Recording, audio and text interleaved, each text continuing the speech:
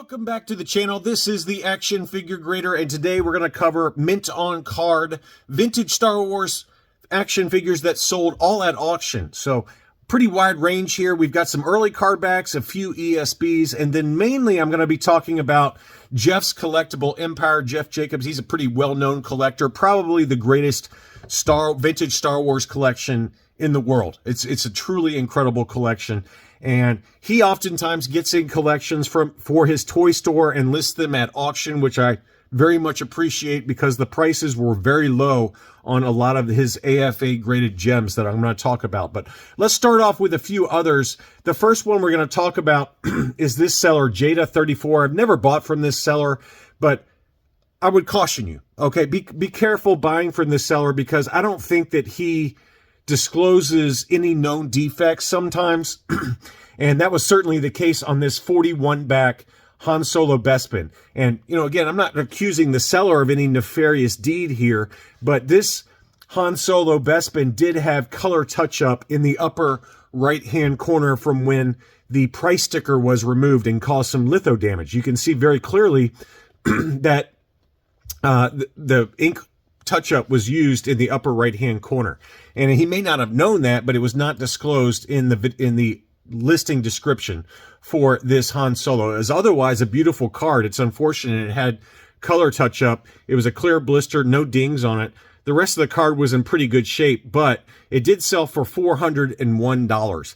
I personally do not collect card backs that have color touch-up. I consider those to be doctored or modified, and it's not authentic, legitimate, and vintage kind of without any kind of doctoring done to it. So that's my personal opinion on it. I'm not saying that you're a bad person if you decide to buy color touch-up mint on card vintage Star Wars figures, because oftentimes the price will be quite a bit lower. And if you're not fussed with getting something graded or having a graded item, but you want a particular card back for a particular character that is usually a lot more expensive, it's not a terrible way to do it. I'm just saying, for me personally, color touch-up ruins the card back for me.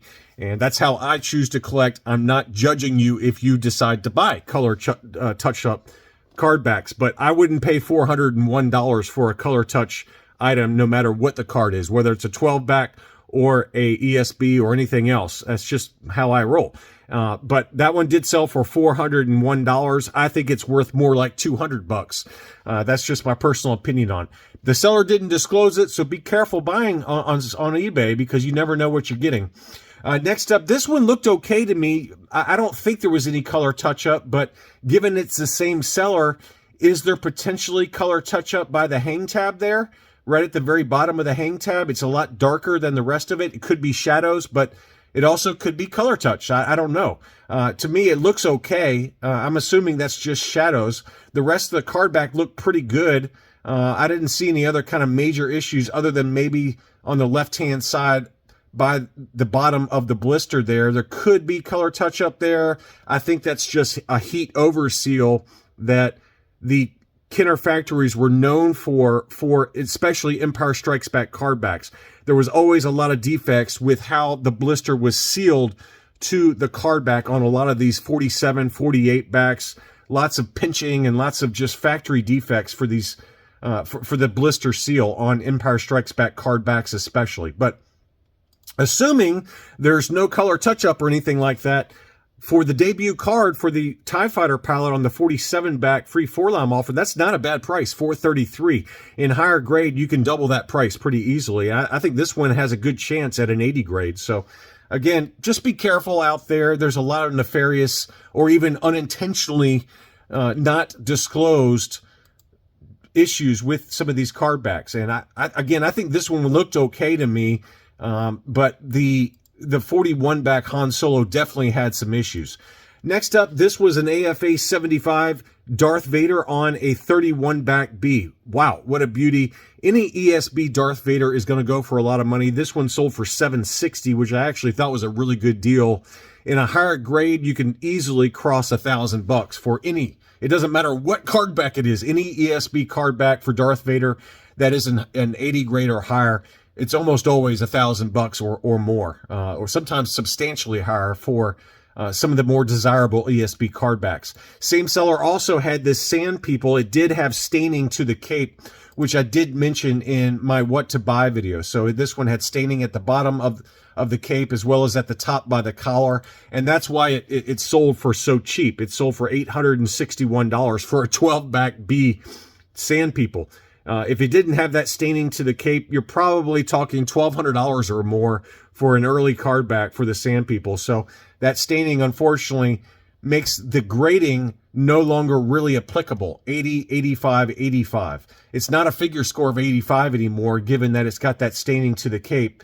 And, you know, the seller did not disclose that either in the auction description, which he probably should have. So be careful out there. There's just a lot of either sellers that are trying to pull one over on you, or they just don't know. They don't understand that color touch is a big deal, or staining to the cape is a big deal. Now it shows up in the photos, so there is a little bit of buyer beware type of thing going on here, because you should know that with the Sand People. A lot of the early Sand People card backs, even some of the ESBs that I've seen, I haven't really seen it that much on Return of the Jedi card backs, but on ESBs and 12 backs, 20 backs especially, you can get that staining to the cape. And maybe they all turn that way eventually. I don't know. But that one did sell for $861. All right, now we're going to dig into the good stuff here. This is Jeff's Collectible Empire. All of these were freshly graded from AFA. And what's interesting is he had two early card backs that were not listed at the same time as the rest of them. The rest of them I sent out to my Patreon supporters, and I said, hey, all of these are ending before my what to buy video, so grab them while you can. They all ended on Wednesday night. And I said, hey, you know, all these auctions just started, but the first two I'm covering, they didn't list, and I'm thinking that they just forgot to list them, so they made them 24-hour auctions to coincide with the end of the rest of their auctions that we're going to cover here in a little while. So there were some really good deals, particularly on this 12-back A Darth Vader as well as the next one, because they were only 24-hour auctions, and people probably didn't get a chance to see them unless they happened to check eBay. So this was a 12-back A AFA 75 Darth Vader, and it wasn't perfect, but it was a clear blister, freshly graded. 75, 80, 85 were the sub scores, and it sold for $1,082. That is a bargain of a deal for a 12-back A Darth Vader. Absolutely stonking good deal, given that it was only a 24-hour auction. So somebody got a really good deal on that one as well as this one. This was a 12-back B Death Squad Commander graded AFA 80. And again, these were freshly graded. 80, 80, 80 were the sub scores. You could argue maybe that this one was a little overgraded because it did have some pretty pronounced issues with the blister. It could be bad lighting, but it looks to me it's got like pretty bad rippling or some kind of defect on how this one was attached to the blister. And it just looked like to me, it looked like a 75 blister to me. It's, you know, there was only 3 photos as well, which I would argue keeps the prices down on these, which again, I'm thankful that they do that as a buyer, because I think with better photos that really zoomed in with different angles on the blister, these items would have maybe potentially sold for a lot more money, in addition to maybe being longer than a 24-hour auction where the potential buyers just didn't see them in time. So this one, I think maybe you could argue is slightly overgraded on the blister score. Probably more like a 75 blister just based on the limited photo.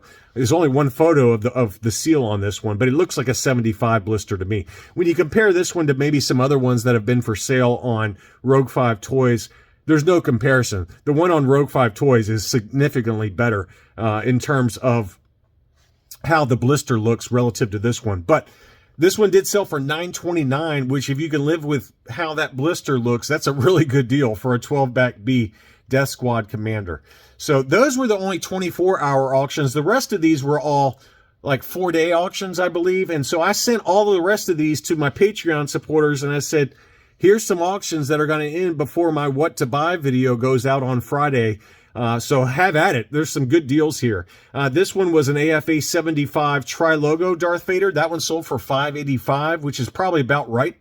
I think that was a pretty good deal there.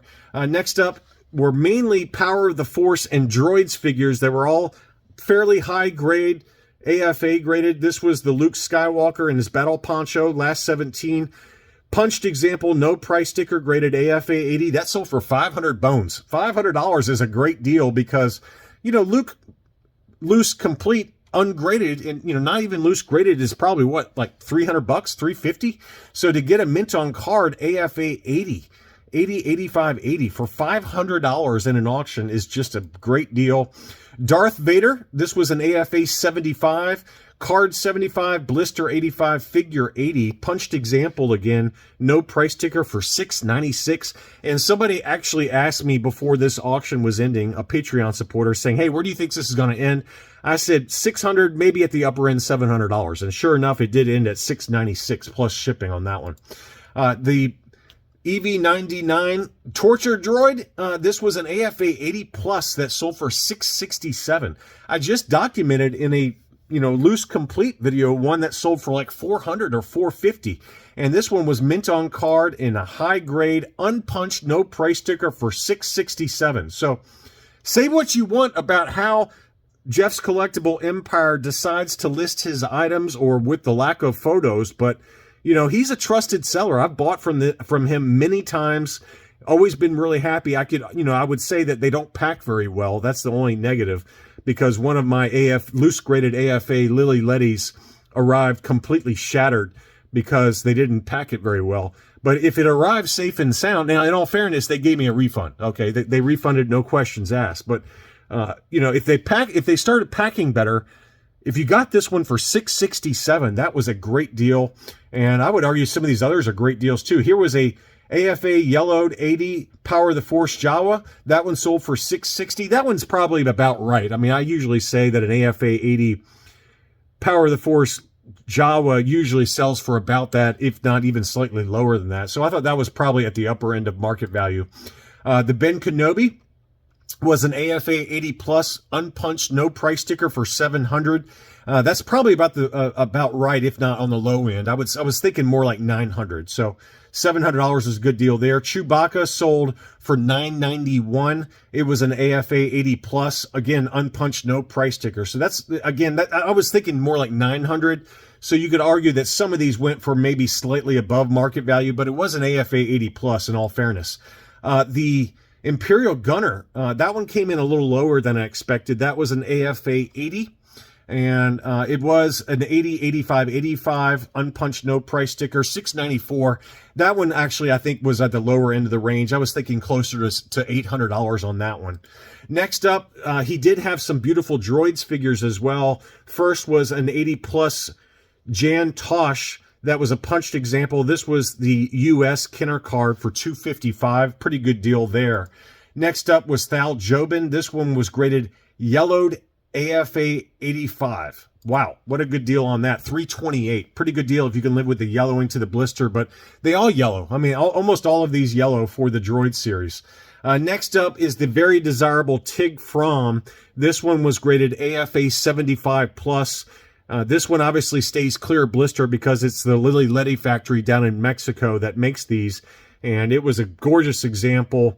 Unpunched, no price sticker for $610. Very good deal there, given what people usually... I mean, someone on Facebook just asked $1,200 for an AFA 75 Tig From. So, you know, this one sold for half that price. So great deal on that one. Next up was the U.S. card for the R2-D2. This one did have a litho tear in the upper portion by the hang tab because they tried to remove the price sticker. Stop trying to do that. So that one got the 70 score because of that. It had a blister score of 80, figure score of 85, but because someone decided to try to remove that price sticker, it brought the overall score down to a 70. If they had just left the price sticker on there, this thing would have scored an 80 all day long, if not higher, depending on how the rest of the card looked. So $688 still took that one home because that is obviously a very desirable R2-D2 pop-up lightsaber droids figure. Next up, the C-3PO. This one was on the U.S. card as well. Unpunched, no price sticker. That one was graded AFA 75 and sold for $859. $859 on that one. And then finally was the very desirable and very, very tough to find A-Wing pilot on the Droids card. And these always go for a lot of money. I would argue that these continue to go up in price whereas maybe we're seeing some softness for some of the other figures that are out there. But the A-Wing pilot on the Droids card back continues to be one of those ones that always sells for a lot of money. This one was an AFA 75, 285 subscores on that one, unpunched, and you can see why it got the 75 because of that crease on the back by the hang tab. But still, it's the A-Wing pilot on the Droids card back. You're going to pay a ton of money, and no exception on this one. It sold for $1,270, so almost $1,300 after shipping for the A-Wing pilot. So lots of good deals from Jeff's Collectible Empire. And, you know, as a collector, I really appreciate the fact that he lists these at auction, because in general, I mean, some of these did go a little bit higher than I expected or what I consider to be fair market value. But in general, there were some really good deals as well. Thanks as always for watching, and I'll be back soon.